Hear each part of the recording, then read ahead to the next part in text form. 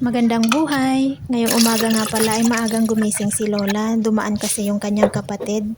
Gusto siyang makita at namimiss na daw niya ang kanyang kapatid. Kaya naman napaaga ang gising ng ating Lola. Usually kapag ganitong Sunday, gumigising siya ng 11 or 12:30 ganyan.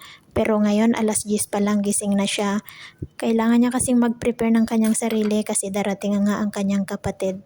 Ginawan ko nga pala siya ng strawberry with yogurt, kaso lang hindi niya muna kinain kasi hihintayin daw niya ang kanyang kapatid kaya gusto niya munang uminom ng kanyang coffee latte.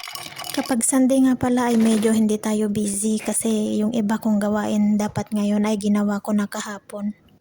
Kaya naman nakakapag-edit tayo ng ating mga videos na ipopost. Kung aalis si Lola, saka pa ako makakapaglinis ng kanyang room. Pero kung hindi naman okay lang, sa Monday na lang.